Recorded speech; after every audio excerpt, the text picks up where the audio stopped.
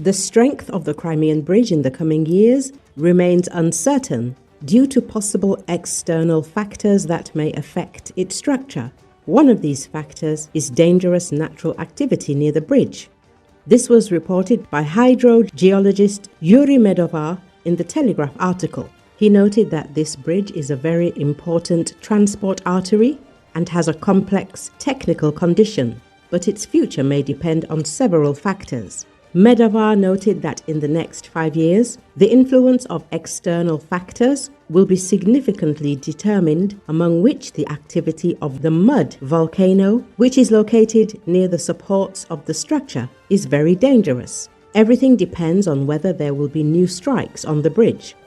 Whether our famous mud volcano, which is located next to the supports of this bridge, will go off. It is important to make a purely deterministic conclusion, the expert emphasized. According to the hydrogeologist, the scenarios for the bridge's destruction can be very different. If the structure is capable of withstanding an earthquake, then the activity of a mud volcano poses a greater threat. In turn, Medovar recalled a case when, during the drilling of an oil well, a mud volcano zone was accidentally reached at a depth of about 3 kilometers. This emission was so powerful that the drill pipe flew to the surface and twisted into a bundle. Therefore, if the mud volcano erupts, there will be very big problems, the expert believes. Let us recall that on the morning of June the 3rd, the SBU struck the Crimean Bridge for the third time. SBU agents mined the supports of the overpass, which was illegally built by the Russian Federation. As the special service noted, the underwater supports of the supports were heavily damaged at the bottom level. 1,100 kilograms of explosives in TNT equivalent contributed to this, so the bridge is in a state of emergency. At the same time, military expert Ivan Stupak explained how the SBU managed to bring explosives to the Crimean Bridge. According to him, Russian sensors did not detect Ukraine moving explosives, which may be related to previous strikes by the defense forces. In turn, military observer Denis Popovich answered why the Crimean Bridge is working after the attack. He noted that the effect of this special operation may be delayed in time. Perhaps the Russians are hiding serious damage for now. Popovich recalled that if there were critical damage, traffic on the overpass would be stopped immediately. Let's wait and see what effect this measure will have and whether traffic on the so-called Crimean Bridge will be stopped in order to eliminate the consequences of this strike. But it is obvious that the SBU has more cards in the deck. In addition to the bombers that were destroyed on Sunday, in addition to the strike on the Crimean Bridge yesterday, I think that these cards are still in the deck, the expert assured.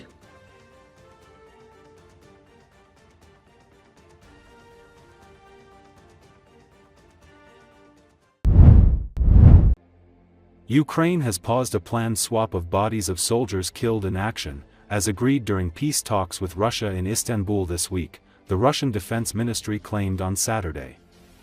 According to Alexander Zorin, first deputy head of the Information Directorate of the General Staff of the Russian Armed Forces, refrigerated trucks carrying over 1,200 bodies of Ukrainian troops from Russia had already reached the exchange site at the border. He claimed Ukrainian officials did not confirm the exchange and postponed it indefinitely.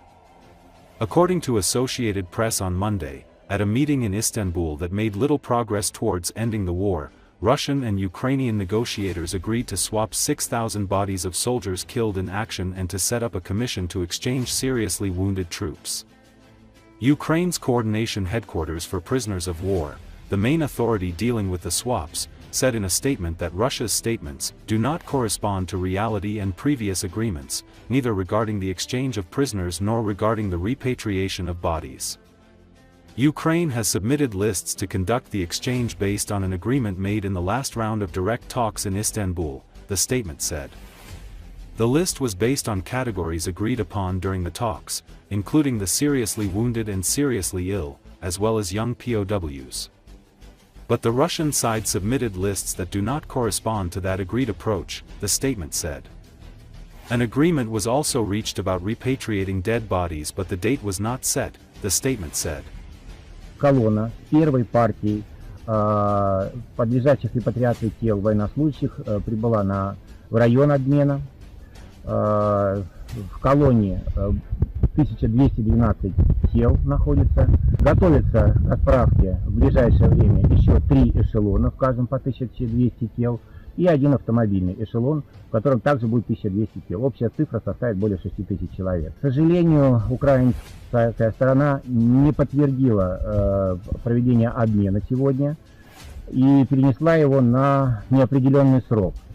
Что касается обменов военнопленных, то мы передали украинской стороне список из 640 фамилий, однако украинская сторона пока воздерживается от назначения даты возвращения этих лиц и передачи нам соответствующего количества военнопленных российских военнослужащих. June is turning into an ill-fated month for Russia's armed forces, with a daring Ukrainian drone attack on airfields stretching from Siberia in the east to Murmansk in the north that Ukraine claims destroyed 41 large planes, or about 1/3 of Russia's strategic bomber fleet. Before the month ends, Russia will probably suffer its millionth casualty since its full-scale invasion of Ukraine in February 2022, based on current trends of about 1,000 to 1,200 soldiers killed or injured every day.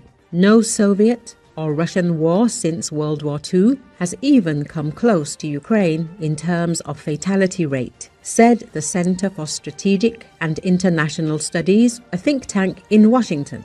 Ukraine has sustained nearly 400,000 casualties, it added, with between 60,000 and 100,000 deaths. In the northeastern Kharkiv region, Russian forces have advanced on average of only 50 meters per day, according to the study.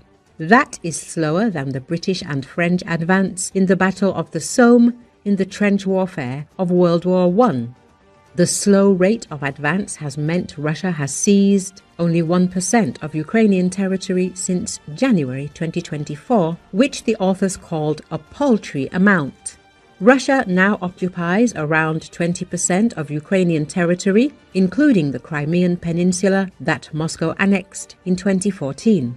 But Russia's dwindling territorial gains have not led to a change in strategy. To sustain Russia's staggering rate of casualties, the Kremlin has enlisted convicts from its prisons and welcomed more than 10,000 troops from its ally North Korea. But it has left the children of Moscow and St. Petersburg elites largely untouched. Increased sanctions on Russia and continuing US and European military assistance to Ukraine would likely raise the costs for Moscow of a protracted war and could facilitate peace talks. Russia's poor performance has likely been caused by several factors. The Russian military's reliance on dismounted infantry and mechanized forces to take Ukrainian territory, Russia's failure to use operational fires in a coordinated way that enables maneuver, and Ukraine's effective utilization of defense in depth.